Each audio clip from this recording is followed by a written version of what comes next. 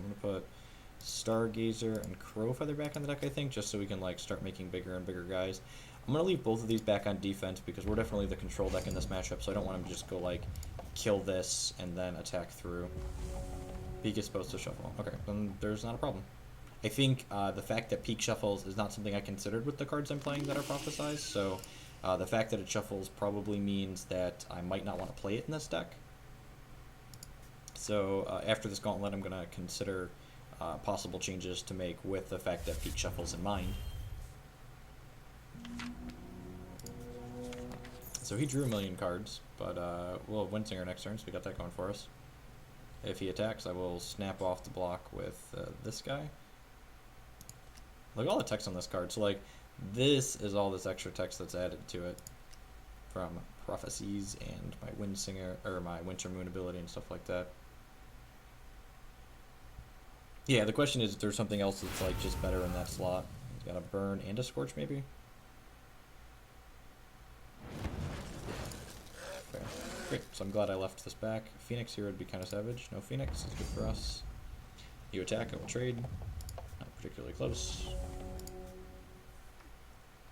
And here, look, there's a prophesized peak. So this draws 2 cards because it had both. So I'm just going to get Windsinger in here while he's tapped down, essentially. I'm going to leave Thunderfield Seer back again because I don't want to block with Windsinger and then have it get tagged by a 3 damage spell. So if he attacks with this, I'm going to trade my 3/3.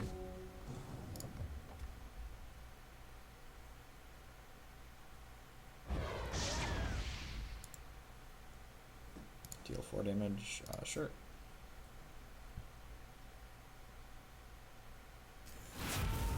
Alright, so I'm going to cast Peek in response, see if we can find a counter magic. This is a tough choice. Do I want the 5/4 Inspired or do I want the Time Ripple? I kind of want the Time Ripple to save Windsinger, and then we draw 2 cards. And of course we drew another Time Ripple. That's fine. I'll try and save him with this.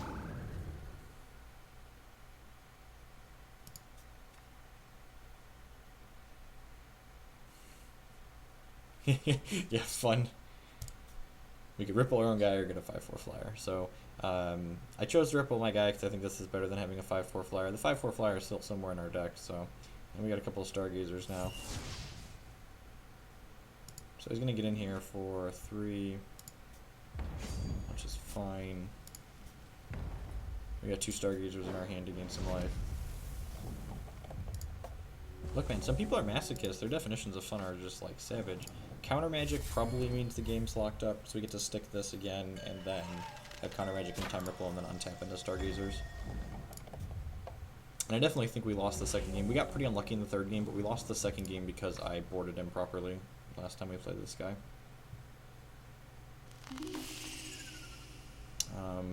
I don't even want to counter this because it lets me draw 2 cards too. I would like to draw cards. Thank you. I would like to draw all of the cards. And look, there's a brown fox got on top of my deck. So good.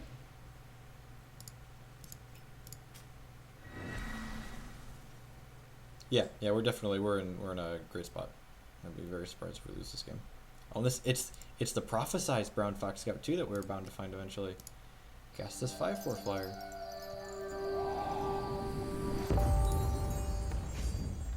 This game, scale of 1 to over. This game's definitely over. So I'll go Stargazer, draw a card, Prophesize True, Stargazer. Well, I mean, Forcible is not actually a good magic card. My opponent concedes because we have all these foxes, like foxes with dollars. All right, so definitely don't want I don't want Dinger. Yeah, you know, I'm not even sure if I want to board that much. I think Pride's Fall's probably not very good. I think Time Ripple's probably better. I think I want Time Ripple just to, like, interact with his things, his silly guys that, like, transform. Because if you Time Ripple it before the end step, it won't transform that turn. Hey, Ryan, life's swell, you know? Magic's great, life's great. Can't complain. Could complain, but shouldn't. It's possible maybe I want to trim a counter magic for a 3rd verdict and like kind of split the difference and just be a more cost efficient deck. I think I could see this being true, especially on the draw. Let's give this a try.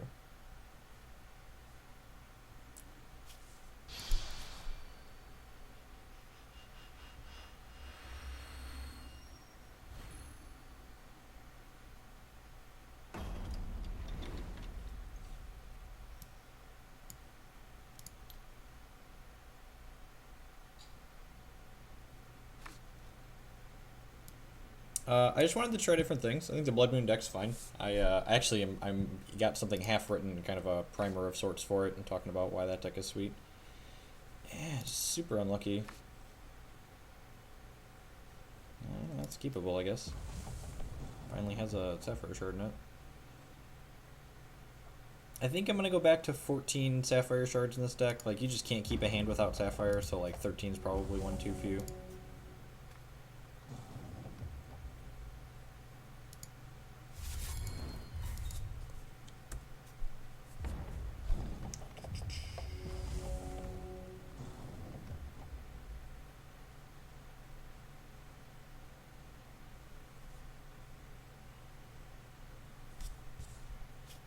Thank everyone for hanging out here today. We got almost about 70 people hanging out, watching some Hex. I think I'm just gonna go Wild Shard, Time Ripple this, just like gain some tempo here. Brown Fox Scout's on top of our deck, however. Okay, so the fact that Brown Fox Scout is on top of our deck means I'm just gonna try and ambush this this 1/1 here in combat. A lot of their burn spells are basic actions, not quick actions, so this is probably going to end up pretty well for us. And this is some card advantage. We're just playing it off the top of our deck instead of having to draw it. So make up for that mulligan to 5 a little bit. Start to catch back up.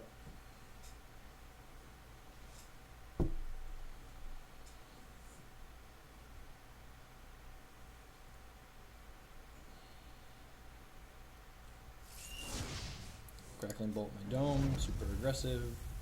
Super aggro. He's going to ship here. Scorch me, sure. Don't have another Scorch, don't do it. Sweet. P7.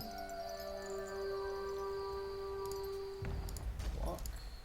That worked out super well. Ambush Fox, go.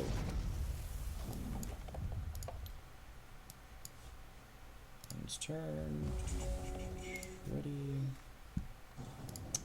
Alright, some people like to use Wintermoon's ability pretty aggressively and like shuffle in single cards like this. I don't really want to shuffle in just one Brown Fox Scout, so he's probably going to give us something to Verdict or Time Ripple this turn, so I'd rather shuffle in 2 cards next turn. Yeah, so I'm just going to Time Ripple this.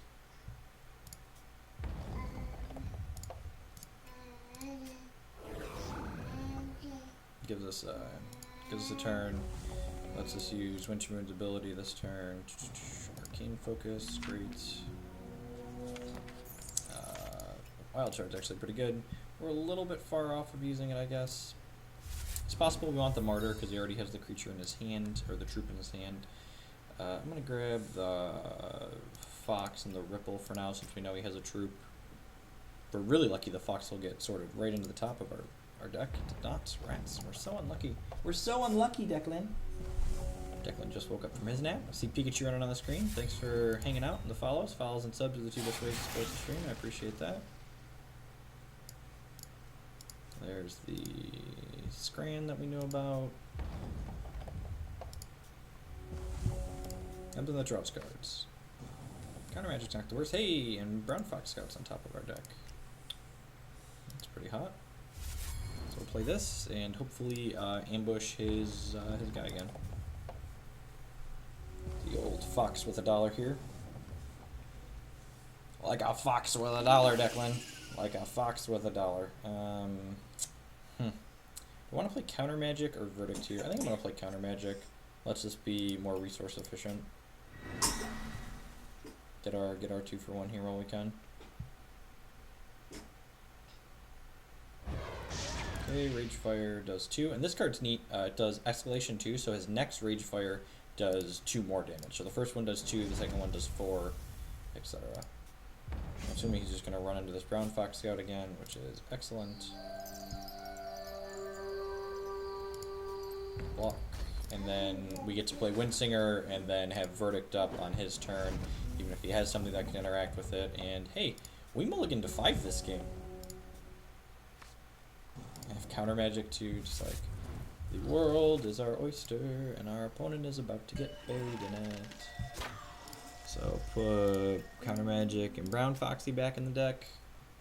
Just get all the quick actions so we can play them out on his turn as well. And then Windsinger puts the game away like he usually does.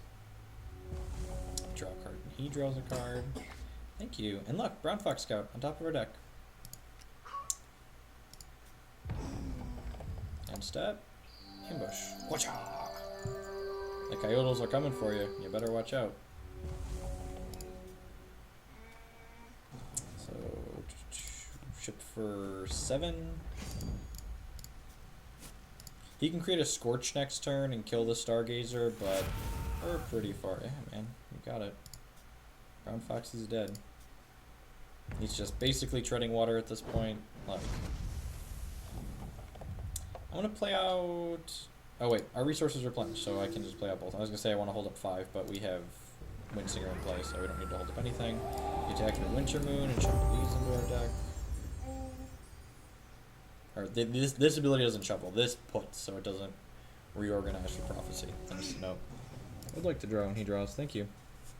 And look, there's a Prophesy Speak. It draws a card. Yeah, man. You got it. I'm going to... actually, I don't even care about that. Let's just save our counter magic.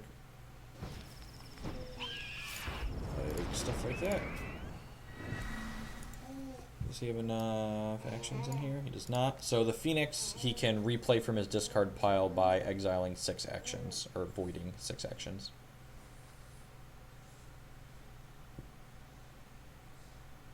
So if he has another action in his hand, which he does, so he can put the Phoenix back into play now, because that's his 6th action. So we're going to take a hit for 4 here. But then we've got Peak plus our draw step, so we're sitting pretty good here. And look at that, we hit Martyr. And then we draw a card as well. So Martyr transforms one of his troops into a Monument to the Martyr, which gives all his other troops 1/1, but he doesn't really have other troops. So we're going to 11 here. We're still drawing 2 cards a turn, replenishing our resources, so he's pretty buried. And we won this one in 2, so... We lost the other one in 3 against him, so I think this matchup's probably generally okay for us.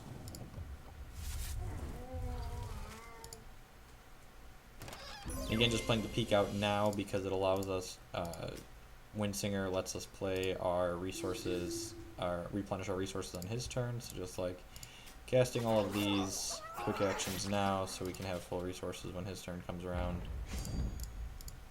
For 5, he goes to 14. He's going to untap, and we're going to draw a card as well.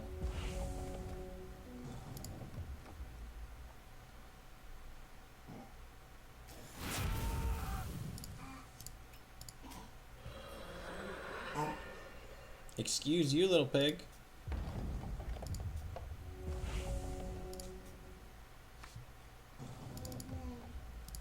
I'm just going to gain some life. I've got plenty of cards. Don't be greedy. Let him draw like some crazy series of burn spells to win the game.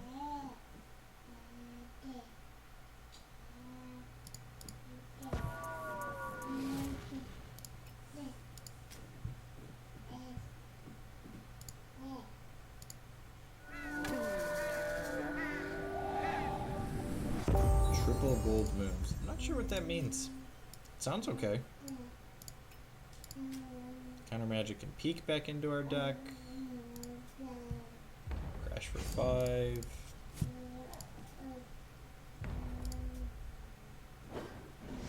Ocha.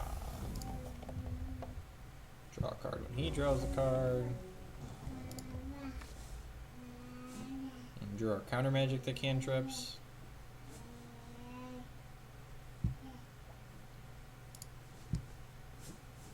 Scale of 1 to very dead. Opponent is very dead.